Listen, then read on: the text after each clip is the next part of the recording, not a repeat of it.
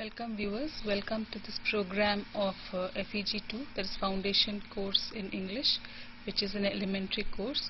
And before we begin this program, I'm going to tell you what this course consists of.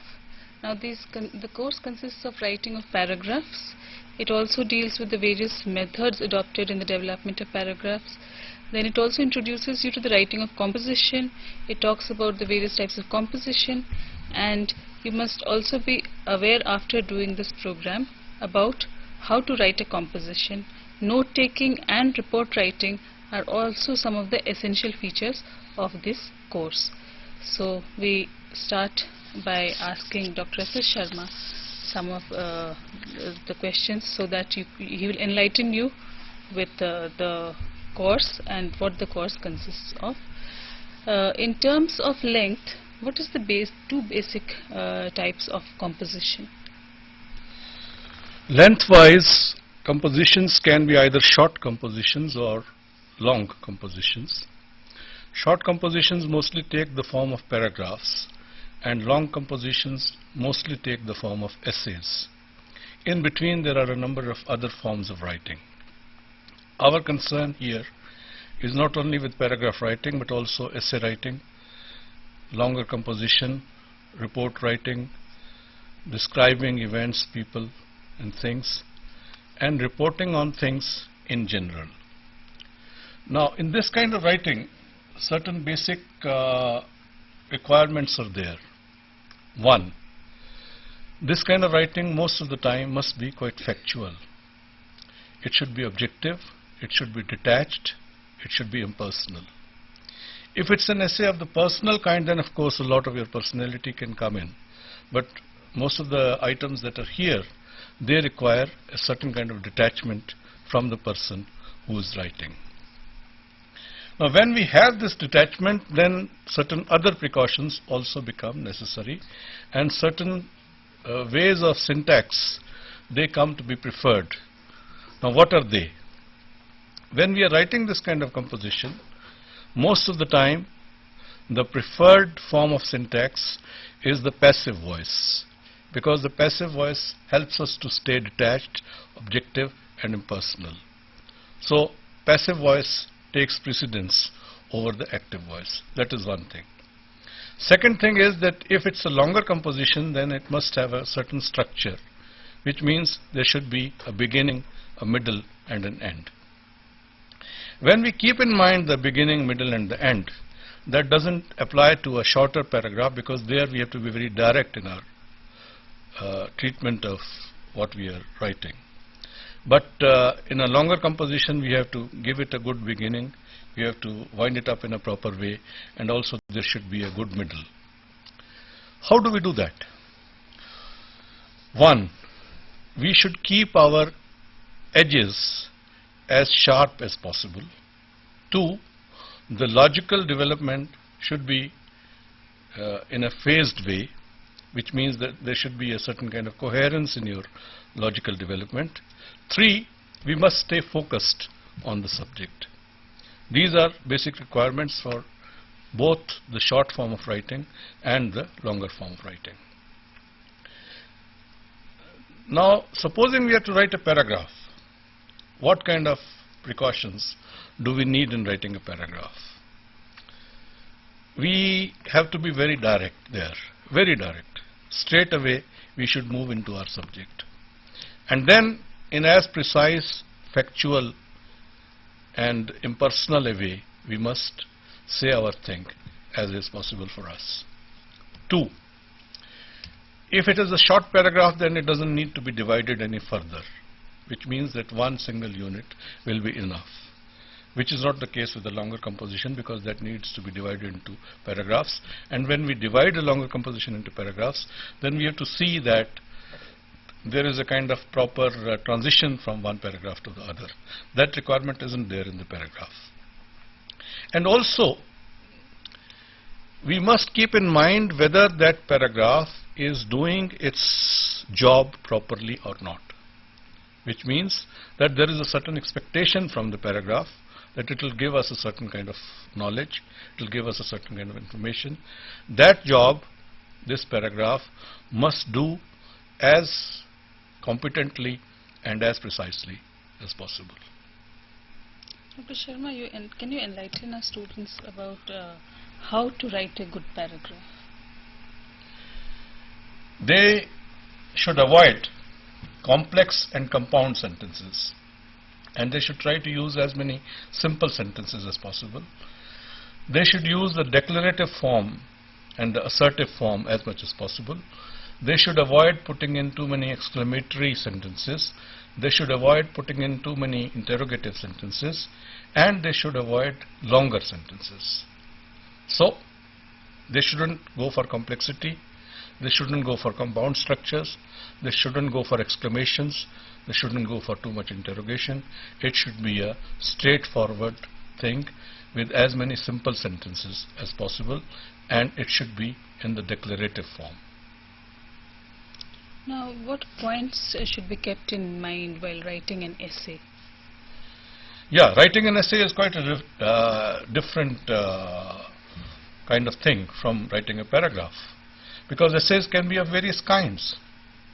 Essays can be factual, essays can be for describing an event, essays can be for describing a journey, and essays can be of a very personal nature.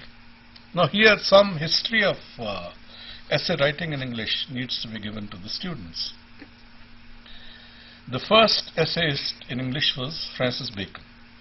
He wrote a very tight and terse style, which usually talked about certain topics, but he didn't elaborate much on those things.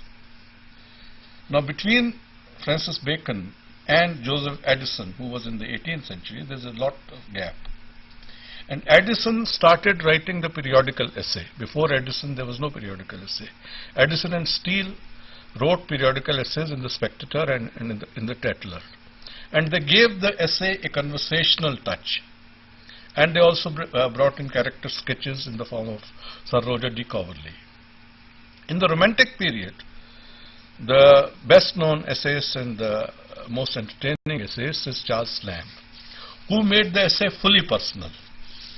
Now, if it's a personal essay, then you can take liberties with syntax, you can take liberties with sentences, you can use complex structures, you can use compound structures, you can bring in a lot of your personality. But that is not the case with most of the essays which are required, which students are required to do. So, students have to have a certain kind of approach to the essay. As I said earlier, it should have a beginning, a middle, and an end. It should have 3, 4, 5 paragraphs. The transition from one paragraph to the other should be of a natural and smooth kind. And also, each paragraph should be an entity, autonomous entity in itself. Which means that under one paragraph, one kind of thing should go. Under another paragraph, a different kind of thing should go, and like that. Which means that they should stand by themselves as separate entities, and at the same time, they should contribute to the total thing which the essay is trying to say. And also, there should be smooth transitions from one paragraph to the other. Also, towards the end of the essay, there should be a summing up kind of angle, which means some kind of reaching some kind of a conclusion should be there, so that the student knows that now we are summing up whatever has been said before. There's a call from Darbhanga. Yes, please. Hello, Darbhanga. Hello, good afternoon, sir. Good afternoon. Yeah, actually this is Megha Verma, studying in the BA First Honours Yes. from SRC Darbhanga itself. Yes. So right now you are giving a lecture on the essay Yes. writing. Yes. So being a student, I have one structure, that is in an essay writing, we can just divide an essay in 4 topics. Like first would be the topic discussion, Okay. then the positive aspect of the topic, then the negative aspect of the topic, and our final conclusion. Yes. And right now you are giving the illusions of your different sort of essay writing, conversational type or the romantic type. So just tell me how to apply this sort of structure in different sort of essays. You mean the conversational structure? Exactly, sir. Conversational structure. How to put it Yes, sir. in various essays. these 4 points, like the topic discussion, the positive aspects, the negative aspects, and the final conclusion. That's it, sir. Thank you so much. Okay. The answer to your question is that you must be very clear in your mind whether you are taking a position for that thing or against that thing.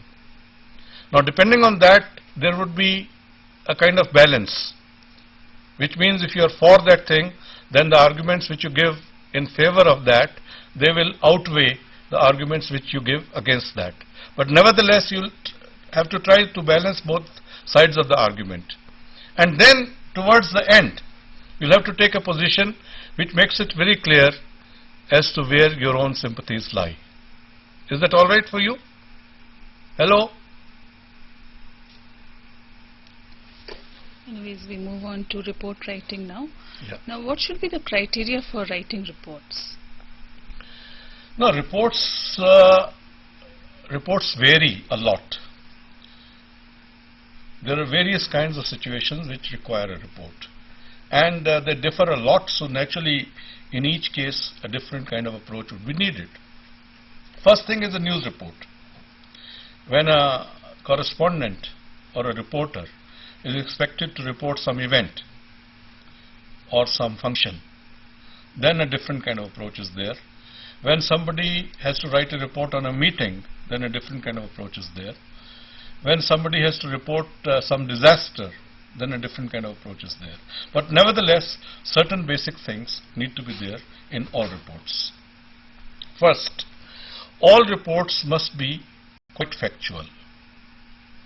2, the person should avoid bringing in his personal preferences, his personal likes and dislikes into the report, which means he must remain objective, he shouldn't be subjective. Third, the report should be as precise as possible. Fourth, it must perform the job which it is meant to perform. Now, this means something very special. That means that certain kinds of information must go into the report. I'll give you an example from the TV. You have this cricket commentary on the TV, and quite often the commentators there, they provide you everything except the one which you need. Means quite essential information is withheld from you. That shouldn't be the case with the report. The report must give the receiver of the report the basic information which he wants to get. So it must be very sound on the factual angle, and it must be very sound in terms of providing all the necessary information. And it should be a tight structure. There should be no personal touch. Okay, we move on to note-taking now. Tell our students about the points they should keep in mind while they write notes. While they write notes, students need a certain skill. If they are equipped with that skill, then that helps them greatly. What is that skill? The skill is that at a minimal level, at a elementary level, they should be able to change full sentences into phrases and phrases into full sentences. Because when you write this kind of a structure, then you have to write in the form of notes by giving dashes, hyphens. Means you have to go very fast. And in going very fast, most of the time full sentences get reduced either to noun phrases or to non-finite forms of the verb, which means gerunds, participles and infinitives. So because you keep jotting those notes, they are not like full sentences at all, and you should have a good skill with converting the information which is there in a full sentence into the information which is there in a noun phrase or a non-finite construction. If you have a good skill with this, then note-taking will be an easy job. If your skill with this thing is not so good, then it would be a slightly difficult job for you. In any case, you must, when taking notes, must be very clear as to which parts of the information being given is essential and which is non-essential. Now, what points should be kept in mind while describing people, things, places, events and processes? Yeah, this is a very important part of any kind of composition. How to describe people, places, things, events, processes.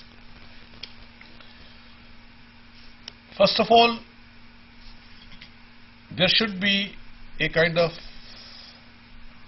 narrative progression, which means you are telling something, and you are telling something with a certain flair, with a certain flow. Okay?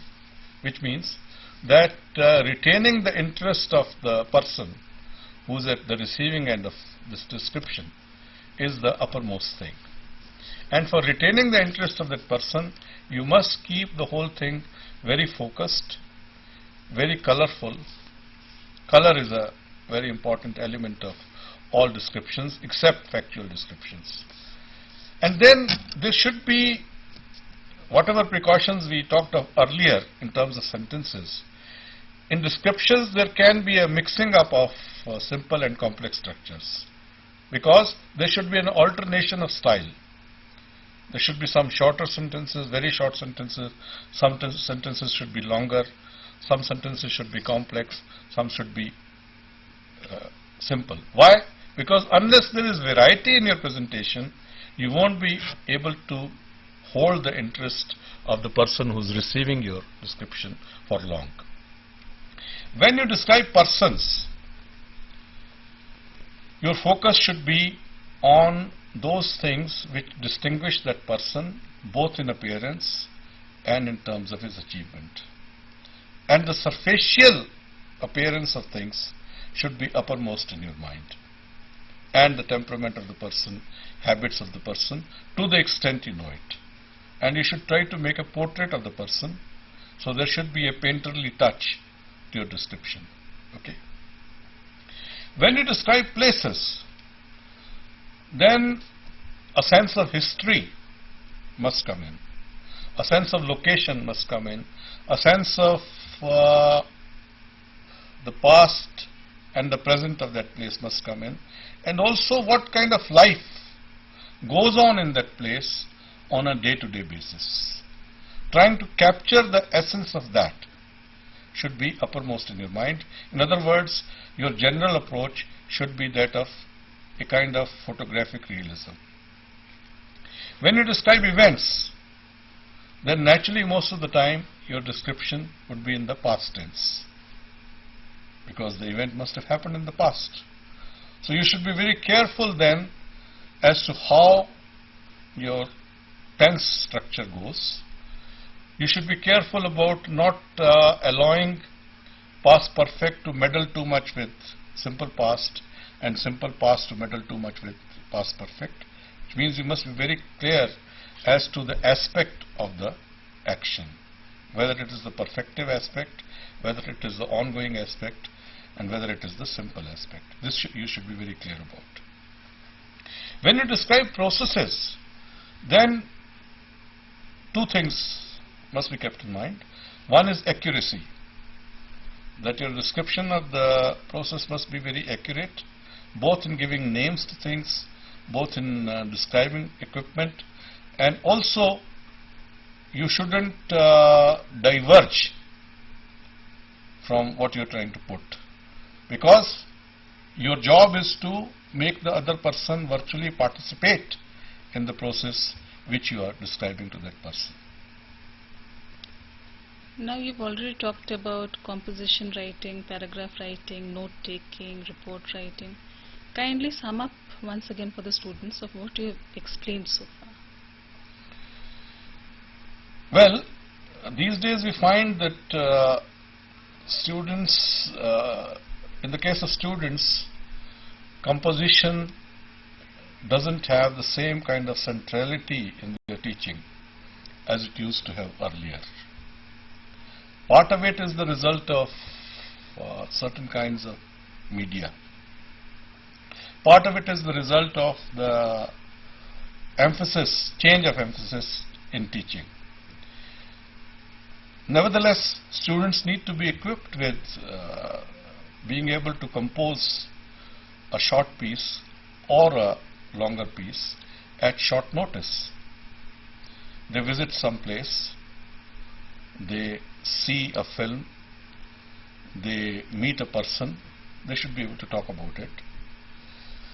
They are aware of some national problem, they are aware of some disaster, they should be able to talk about it.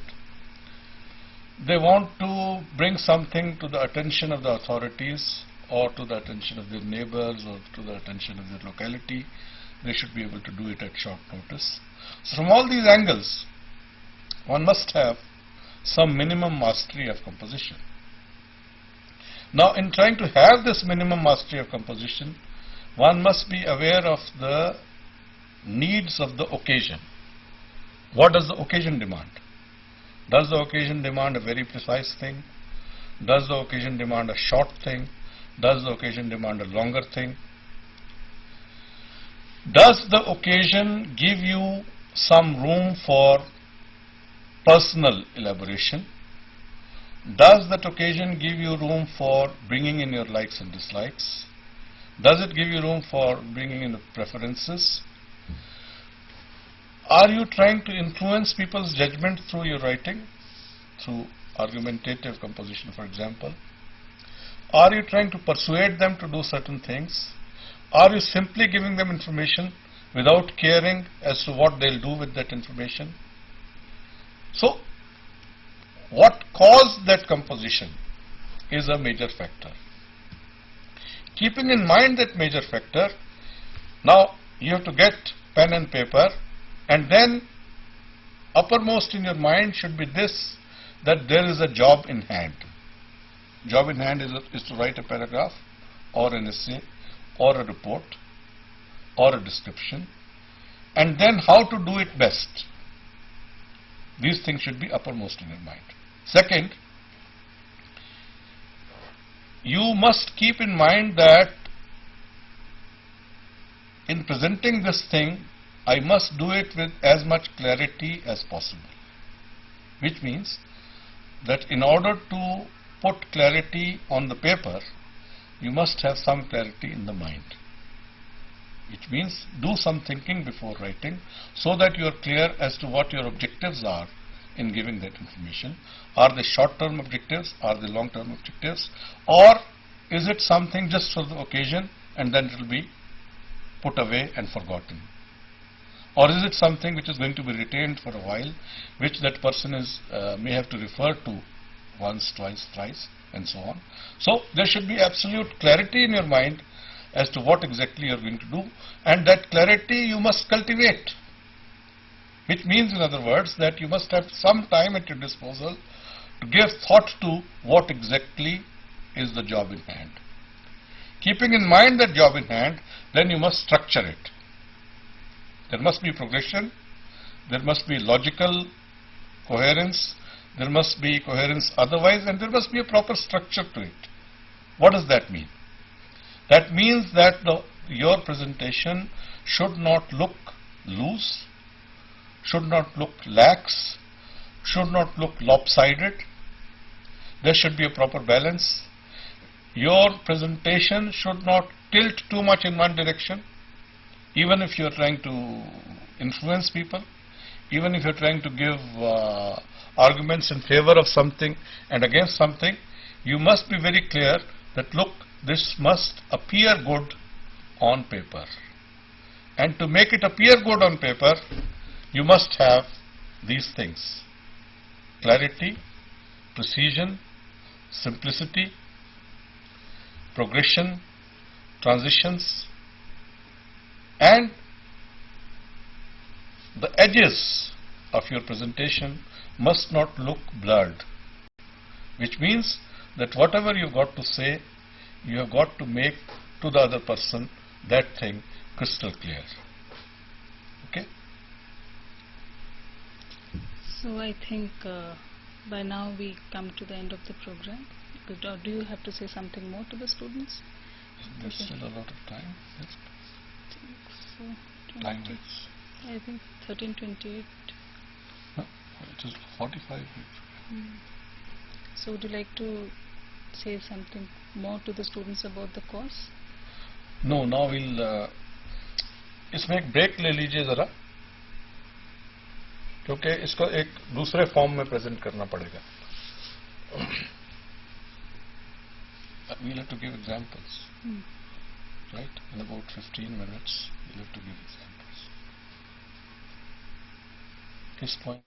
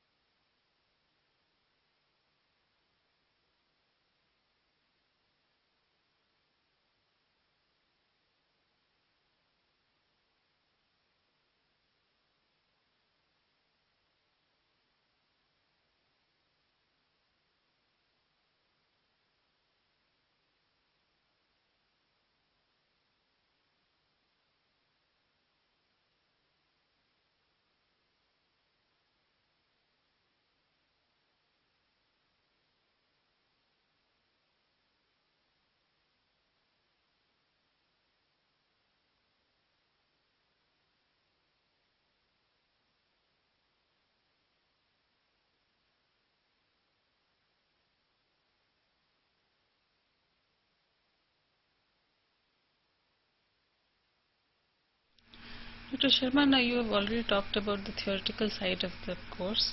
Now can you give the students some actual examples about what you have taught so far? Now we'll move into some real life situations. What can be some real life situations? Most of the time, students, when they get essays, not only in their university exams but also in competitive exams, these are the usual situations in which they are supposed to do composition, either a university exam or a competitive exam. Once in a while, they have to describe something otherwise also. So in such situations, what are the usual real life situations that they can find themselves in? Let us take some actual examples. What can happen? Either you've made a visit to a historical place, or you've gone on a long journey, you've watched a football match or a cricket match, some major disaster has happened around you, and it is being discussed a lot in the media, and you need to give your own views on that. Somebody from abroad wants to know about your country, and you want to give him a long description as to what your country is like. Somebody wants from you a description of what your city is like, and you want to talk about that. Or once in a while, they talk about life in a big city. They talk about certain actual disasters like a fire, an accident, right? Such things. Now, when somebody is actually asked to write about some such thing at short notice, what does he find himself facing? What is he or she faced with? Because he has been asked to put something on paper at short notice. Okay? If possible, that person should make a few notes make some rough notes on a page, that okay, roughly this is the area that I want to deal with. Okay. Then he should give some thought as to how he is going to organize that material. Organizing the material is a big must, which means what will go at the beginning, what will go at the end, what will be the main body of that composition. Now, supposing he is to write about an actual football match. Now, he might have seen the match. Supposing he saw a match on TV. He saw a World Cup match, football match, on TV. He was greatly engrossed in the match. And now, he hasn't made any notes from the match, and he is now asked to write about it, actually write about it. How is he going to go about it? If he is a person who is fully interested in that thing, he'll still remember names. Otherwise, he'll remember the names of only a couple of stars. At the most, he may remember as to who scored the goal. Right? So with that limited information, how is he going to actually go about describing a match? Okay. In such cases, normally if there is a newspaper report accompanying that event, then that becomes very easy for the person. But supposing that is not there, then he has to base his description on whatever he might have got through that commentary and through any news on TV which might have appeared about that. Okay. From some very basic things he has to elaborate. So how does he do that? For a match, some basic information is needed. Which are the two teams? What kind of reputations do the two teams have?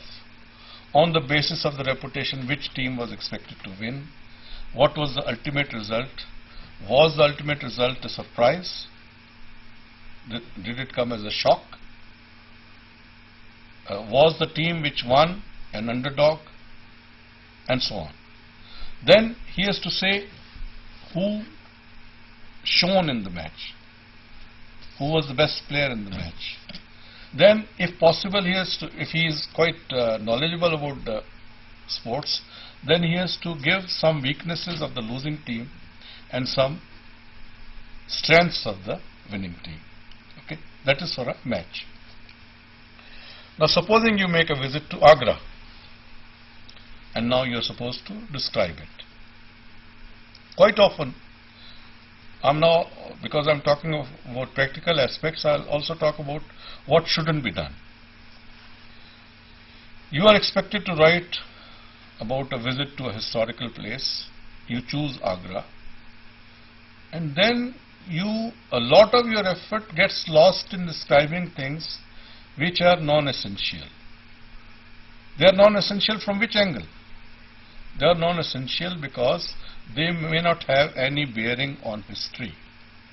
Supposing you talk about only the journey, supposing you talk about the scholar in the city, supposing you talk about the shopping in the city. No, that is not the real thing. The real thing is what kind of historical angle does the city have? Which means talk about the Taj Mahal, you talk about the Red Fort. If you were able to get time for going to Fatehpur Sikri, you talk about Fatehpur Sikri. When you talk about these things, you have to say what was distinctive about these things. Okay. So the larger part of your composition is going to go into that. Okay. Now, at the same time, you have to be aware that the other man is interested in this aspect of things. You can't bring in those aspects of that situation in which the receiver of your piece may not have any interest in. Now, supposing you are to describe an event. A political meeting took place. A political leader, major political party, a big political leader came and addressed a political meeting. And you have to write a report on that. What kind of focus will you have? Supposing it was a Congress meeting and it was very well attended, supposing there were 50,000 people attending it, and supposing some major national leaders came and made speeches there. So your focus will have to be on the actual meeting. That focus cannot be on the surroundings. Supposing the meeting took place in Ram Leela grounds, then you can't go on describing Ram Leela grounds. You can't give too much attention to the day on which it was held, right? You'll have to say what was the meeting about, what was the occasion of the meeting, was it well attended or not, who were the major leaders who addressed it. Give their names. But then a very large part of your composition will have to say what were the issues that those leaders touched upon. Now, when you talk about issues, you have to say which thing was common in their speeches. You have to talk about that. All speakers talked about this particular issue. Okay. And then if one of the leaders moved away from that main issue, and that was also something of interest, then you have to say, okay, this leader also talked about this, and that issue is also of interest. Okay. Now, one more thing in describing events. any event is a very, very important aspect of describing any event at all, and that is the emotional reaction. Supposing the Prime Minister himself was there in the meeting and he made some very major announcement from there. That announcement may have to do with national security, that announcement may have to do with waiving the loans of the farmers, right? In the audience, there would be a very large chunk of interested people who are keen to hear that thing from their leader. Now, if the leader actually gave them that thing, what was the response from the audience? And that response from the audience has got to be a spontaneous response. Okay? So you have to talk about how they responded when they got from the leader what they actually wanted to hear. Or, if you want to be negative about it, you can say the meeting was a disappointment because it did not touch upon the issues which it was expected to touch upon. Okay? If the audience was very restless, very unruly, very undisciplined, once in a while in a report, you can also talk about that part. Okay? So, in actual life situations, different kind of challenges come. So, the theoretical side of composition, theoretical side of short composition, theoretical side of long composition, theoretical side of paragraph writing, report writing is one thing, and when it comes to actually writing something, then there is an immediate challenge in front of you and you have to tailor your writing in keeping with that challenge. Okay. Now, in this program you talked about the theoretical side of composition writing, report writing, note taking, paragraph writing, and then you also gave the actual examples to students. So I think the students have gained a lot from this program, and I hope this program will help them and it will enable them to further understand the course. So thank you, students.